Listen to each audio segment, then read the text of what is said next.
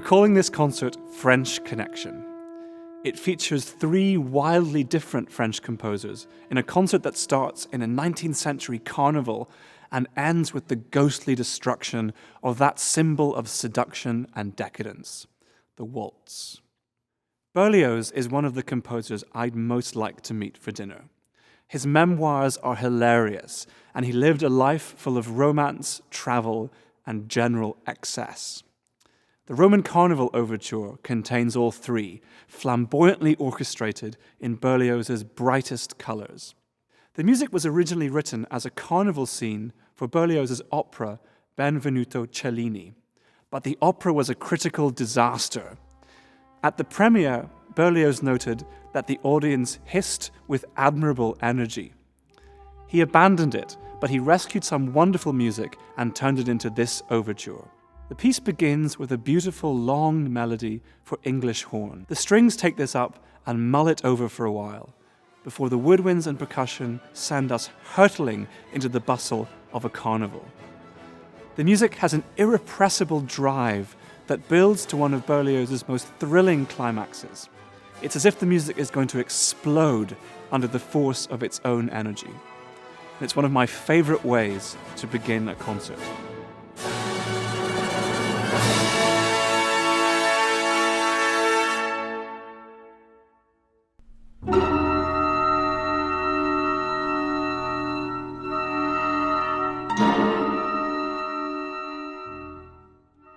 Henri Dutilleux was born in 1916 and died only 3 years ago. He was a unique figure in French music. He had a classical training at the Conservatoire de Paris, and he was very interested in contemporary composers like Messiaen and Boulez, but he was influenced by neither. I love his music because of its impeccable clarity, its strange voice that hovers somewhere between sensuousness and fastidiousness, and its expressive handling of harmony and color. Dutilleux wrote his piece Metaboles between 1959 and 1963 for the Cleveland Orchestra. Metaboles just means metamorphosis, and Dutilleux wrote that he was interested in the mysterious turning points in a piece of music through which a musical idea subtly transforms into something so unpredictably different that it seems utterly new, just like a butterfly. And this piece is all about those moments of transformation.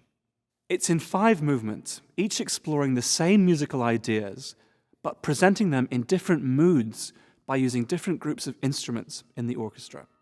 The first movement is entitled Incantation, and it introduces us to the main seed idea of the whole piece in the woodwinds. That melody we just heard is based on a tritone, which is a very unusual interval in music. It sounds very strange. In the Middle Ages, that sound was banned in music because people thought that it contained the devil in music. But here it lends the music a smoky sophistication. Dutilleux has a way of writing for the woodwinds that reminds us of Debussy.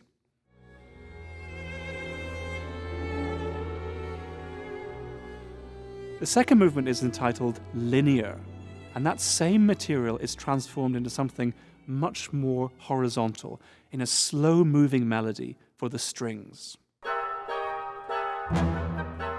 The third movement is called Obsessive. We hear short, sharp notes in the basses and then the brass. It's like an obsessive-compulsive action that someone might repeat over and over again. The fourth movement is entitled Torpid, which means lethargic or sleepy. We hear a pulsing chord in the strings, as if the music is too lazy to move, and then a slithery shimmer in the clarinets and percussion. The atmosphere is like a late afternoon on a hot day. The finale is entitled Flamboyant.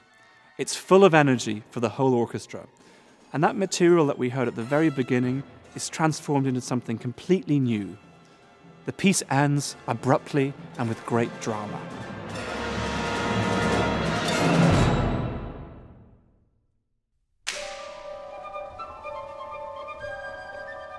Maurice Ravel did not consider himself a great pianist. And because of that, he wanted to write something for himself that was easier to play than all his other works. He tried to do so in the G major piano concerto, but he ended up writing a piece that was very difficult, and he decided to try and learn it himself. Ultimately, he failed, and somebody else premiered the piece. The concerto exploits the percussive qualities of the piano. It's full of languorous melodies and has a lot of jazz influence, but with a sophisticated quality. The spirit of Mozart and Saint-Saëns is never far away, and Ravel used these classical models as a base for the piece. The concerto follows a classical plan, 2 fast movements centered around a slow movement. The first tests the orchestra to its limits. We hear virtuosic solos for bassoon, harp, and horn. The slow movement is exquisitely beautiful.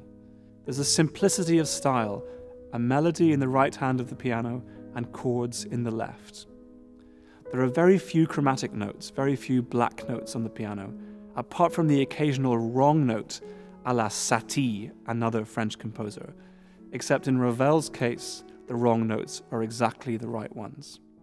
The beautiful melody that the piano begins with returns in the English horn, and the solo piano gently embroiders it.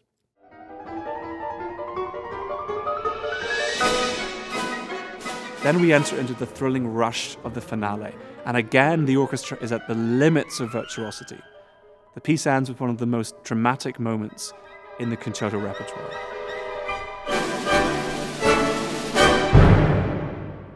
For these performances, we welcome the Irish pianist Michael McHale from Belfast. He grew up a few streets away from me at exactly the same time, and we worked together on a lot of different projects.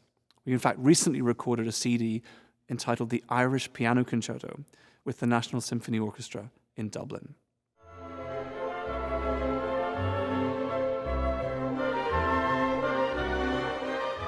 The waltz is familiar as a symbol of civilization, but later it became a symbol of decadence, especially in the symphonies of Gustav Mahler. Ravel received a ballet commission from the Russian impresario Sergei Diaghilev. Diaghilev commissioned him to write a ballet entitled Wien, or Vienna.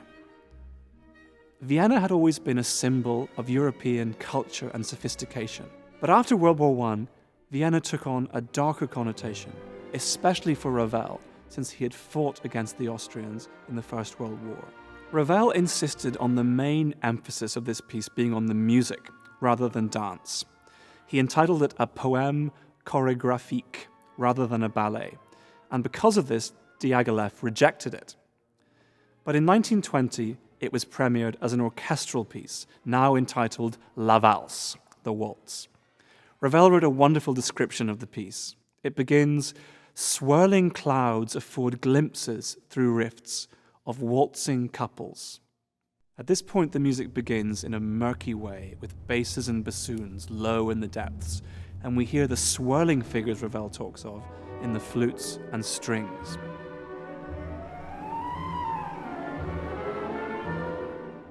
A sense of mystery gives way to the seductive elegance of the dance.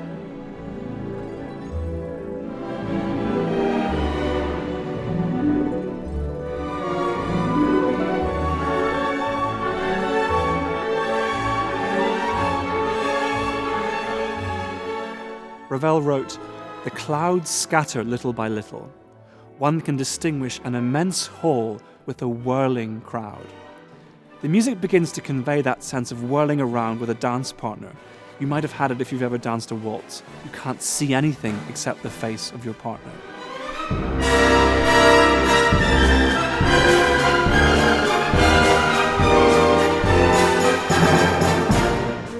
Ravel wrote, "The scene grows progressively brighter.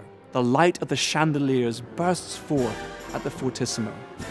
An imperial court, about 1855.